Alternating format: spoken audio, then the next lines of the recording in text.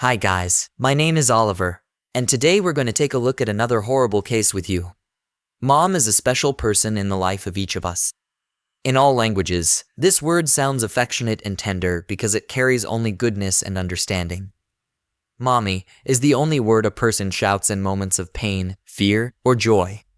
But unfortunately, children are not always the most important thing in a mother's life. A high-profile crime that took place in 2016 in one of the largest states in the United States, Texas, has progressed throughout the country. A young and successful 42-year-old woman, Christy Sheets, shot and killed her 2 adult daughters in the backyard of her home. But why?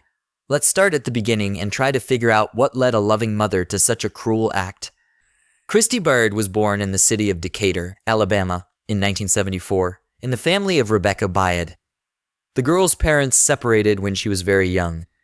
Mom Christy had to work hard to provide a poverty-free existence for her child. The main role in the upbringing of Christy was taken by her grandfather. The girl adored her grandfather because he pampered her and taught her unusual things, such as how to hold a gun. The retired officer had an impressive collection of weapons. The two of them would lock themselves in a semi-basement dark room where they would spend hours looking at the treasures under her grandfather's fascinating stories. From early childhood, a person tries to find out their place in life, learns to build relationships with others, and receives education for further application of the knowledge gained in real life. But Christy did not strive for knowledge. Although she studied in one of the best schools in the state, study was not interesting to the young rebel. Constant clashes with peers severely traumatized her childhood psyche. As a result of regular attacks and difficulties with classmates, Christy barely finished school. After school, Christy moved to the northern part of Alabama, in Lawrence County, to attend university.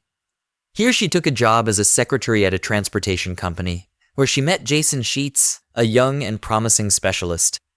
The young people spent hours walking around the city, hiking together, and going on vacation to Christy's hometown. A strong and long-lasting relationship developed between them. After a few years, they got married and moved to Katie's Town, one of the quietest streets of the city. The young family bought a house. On April 19, 1994, their first daughter, Taylor, was born. Jason was happy because he had always dreamed of a little daughter. The Sheets family was quite well-to-do and happy. Jason worked successfully in a large oil and gas company as an consultant. Christy raised her daughter and was an exemplary housewife. On October 21, 1998, Christy and Jason had a second daughter, who was named Madison. Family life went on in a calm and measured way.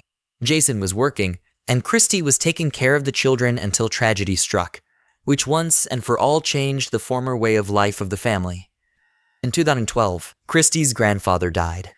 She loved him like the father she never had. The woman had a very hard time experiencing such a great loss. The family idol was replaced by psychologists and antidepressants, but just 2 months later, still not recovered from the loss of her grandfather, Christy's mother dies. Another tragedy morally kills the woman, and she gets into a clinic with a mental disorder for the first time. One clinic is replaced by another. Antidepressants are replaced by hard alcohol. Christy's internal state remains very unstable and vulnerable for a long time. Her husband and daughters, for a long time, try in every possible way to support a dear and beloved person. After a while, they seem to succeed. Christy returns to her old life. She gets a job as a manager in a laser cosmetology clinic, where they specialize in the removal of tattoos. Work takes up all her time, while her beloved husband and daughters try to occupy her heart and thoughts. On September 25, 2015, the day of her daughters, Christy posts a picture of Taylor and Madison on her Facebook page. She captions it with a declaration of motherly love. Christy called her children amazing, sweet, kind, beautiful, and smart girls. "You have no idea how much I love and cherish you," Christy wrote at the time, addressing her daughters. In January of that year, she published another strong post, already in defense of her right to bear arms. A post whose photo showed a polished gun on a table and 7 bullets next to it. "I have 10 guns. Obama wants 8 of my guns. How many guns do I have?" Responding to the comments, she writes, "That's right, I have 10 guns." Christy Sheets has been a vocal supporter of legislation to make firearms widely available to the public. In particular, she was against the Democratic Party's initiative to ban the free trade of semi-automatic handguns. Christie claimed it would violate her family's right to defend themselves. How ironic that, in the end, Christie Sheets' love and admiration for, and staunch defense of, guns and her belief in the right to bear arms led to the tragic loss of her 2 daughters and her own life. On June 24, 2016, Jason's birthday, Christie called her daughters over for a family dinner. That night, the entire family gathered in the living room. But instead of a celebratory dinner, Jason wanted to inform his daughters of his impending divorce. Christie overheard their conversation. An uproar broke out in the living room. She was yelling. She cursed. Then she left. Jason tried to calm the girls down, promising things would get better. But Christie came back with a gun in her hand. Jason covered the children, screaming, and panic took over the house. Madison hid behind the couch and discreetly called emergency services. When the dispatcher answered, the girl was overtaken by her mother. "Mommy, Mommy, don't shoot, don't shoot!" Wheezing, moaning, silence. A voice was heard again. "Don't shoot. There are children. I'll do what you want. Don't shoot." The call was interrupted. In the second call, made by 22-year-old Taylor, she is unable to speak or relay information to the dispatcher. She was completely stumped by the incredible chaos that was unfolding in the family home. Taylor was shot twice by her mother, who fired the fatal shot as her daughter was dying on the ground outside the family home. Holding a gun, Christie simply fired it several times at Taylor and Madison.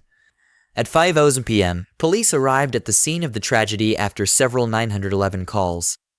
Near Christie and Jason's home, police officers saw the bodies of 17-year-old Madison Sheets and 22-year-old Taylor Sheets on the ground. Christie was standing over Madison's body with a gun in her hand. She was clearly about to fire another shot at the girl. The police officer, not knowing if the victim was alive, ordered her to drop the weapon immediately. Christie ignored this demand, at which point the officers opened fire at point-blank range. The woman was killed at the scene. An examination of the victims revealed that 17-year-old Madison died instantly from her injuries, and 22-year-old Taylor was wounded. She was flown by helicopter to the hospital, but unfortunately, her life could not be saved. So, for both daughters, the injuries inflicted by their own mother were fatal. By her mother, who fired the fatal shot, as her daughter was dying on the ground outside the family home, holding a gun. Christie simply fired it several times at Taylor and Madison at 5:00 p.m. Police arrived at the scene of the tragedy after several 911 calls. Near Christie and Jason's home, police officers saw the bodies of 17-year-old Madison Sheets and 22-year-old Taylor Sheets on the ground.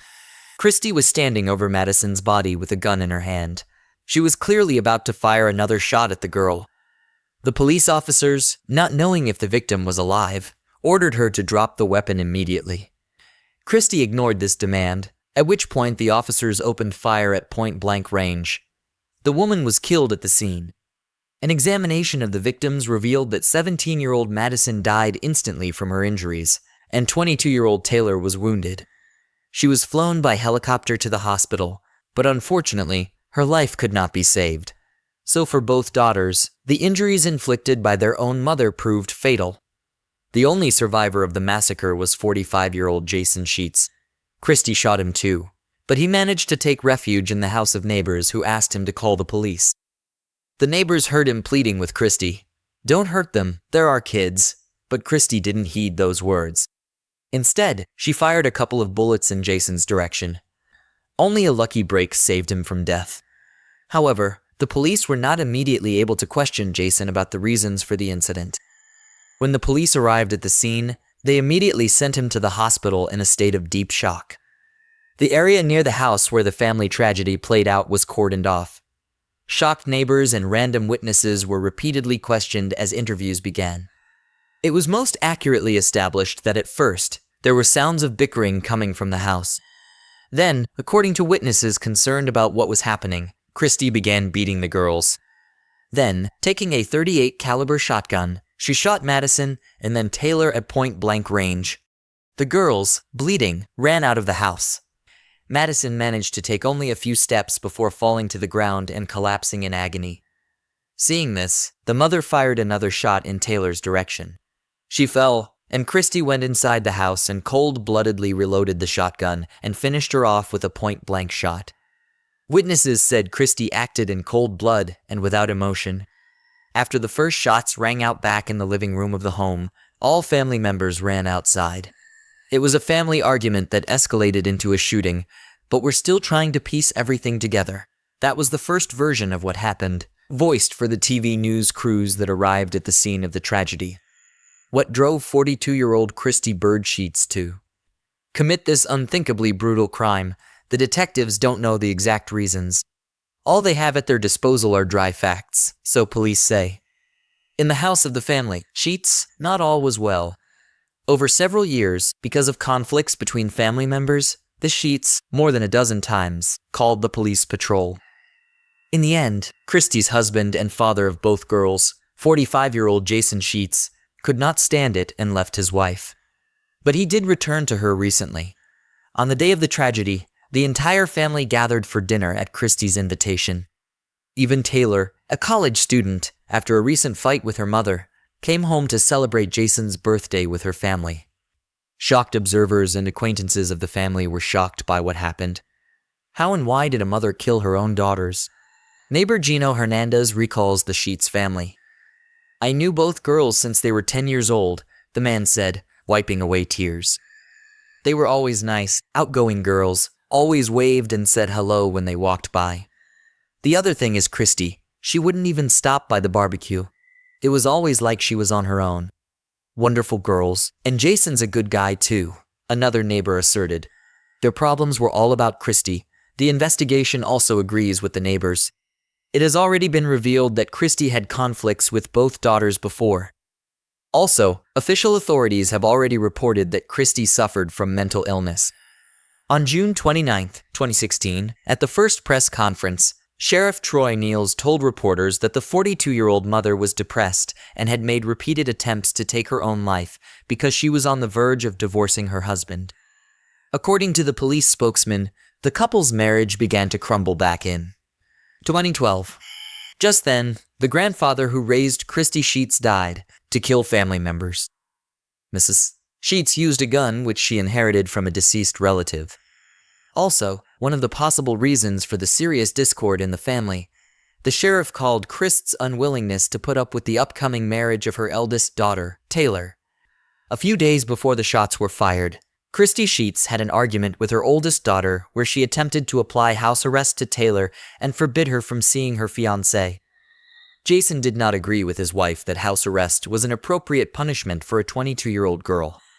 Noted Nels, Juan Sebastian, age 23, and Taylor Sheets, age 22, were in the same year of college in the art department.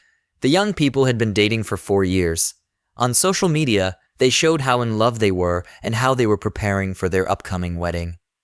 A small wedding ceremony was planned for June 27th. It has been suggested that the mother may have objected to the marriage of Taylor and Sebastian, who was of Hispanic descent. Disagreeing with his wife, Jason Sheets insisted that incarcerating their eldest daughter was an inappropriate punishment for an adult. Later, Jason Sheets would still testify, telling investigators that his wife had called their daughters to inform them of the divorce. She had been notified of it, but instead of explaining in front of the children, she pointed a gun at them and shot them several times. But she did not shoot her husband, as Mr. Sheets stated. The wife's motive was that she wanted to make him suffer. According to Jason Sheets, his wife's downward spiral began in 2012 after she lost her grandfather and then lost her mother just 2 months later.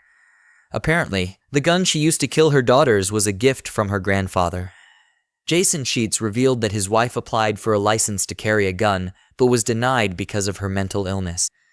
This begs the question, what did Christy Sheets think could have triggered the need to punish her husband and make him suffer? Was it the breakdown of their marriage? The feeling that control and valor in her life had been lost hinted at in a cluster of Facebook rants where Christy talked about protecting herself and her family. Or could Christy Sheets' decision to kill her daughters have been driven in some way by medication or the continued deterioration of her mental state? Jason Sheets told police that his wife suffered from depression. She was taking prescribed pills by the handful and seeing a therapist. She had been treated 3 times in recent years after attempting to leave her life at a private psychiatric hospital. Sheriff Nels reported Christy Sheets had ample time and opportunity to kill her husband, but she didn't. Jason realized that Christy wanted him to suffer, Sheriff Nell said, echoing Jason Sheets recounting the details of the incident for the first time. Mr. Sheets revealed that Christy knew about how much he loved Taylor and Madison and how much they loved him. Nell continued. Perhaps the complete rift in the family and the realization that she was losing not only her husband, but her daughters as well exacerbated Christy's already difficult emotional state. She grabbed a gun, foreshadowing her tragic end as well. Madison Davey, a close family friend, gave a great interview in which he spoke about the relationships within the family. He was the best dad in the world. I used to hang out with them, and he loved being around us. They were so funny together. You'd think the sisters would fight, but no, Davey said. They loved each other very much and were always laughing. Davey went on to say that both daughters had a very close relationship with each other and with their father. Jason would do anything to protect them, and he tried to do that, but Christy was going to kill that day, Davey said. In one attempt to take her own life, Christy, perhaps only intimidating, pulled out a gun and said goodbye to her family with screams and tears, but she didn't get the desired effect. Jason replied indifferently, if you want to just shoot yourself, don't touch us. Just shoot yourself. But Christy replied, no, that will be your punishment. Relatives, friends, and acquaintances were sure that something was bound to happen in this family, but no one could think that a woman would kill her daughters. Christy was bringing harm to her family. She was mentally unstable. The sheriff's department explained that police officers were repeatedly called to the home of Christy and Jason, who were having violent arguments. Since January 2012, police have received 14 calls for service. 3 of them involved Christy threatening to take her own life. Having previously been diagnosed with mental health issues, Juan Sebastian's inconsolable sister Maria stated that the Sheets sisters were some of the sweetest, most sensible, and kind-hearted girls she had ever met. Today, Maria found it hard to believe that not so long ago, she and Taylor were having carefree fun at a party and looking forward to her wedding day to Sebastian.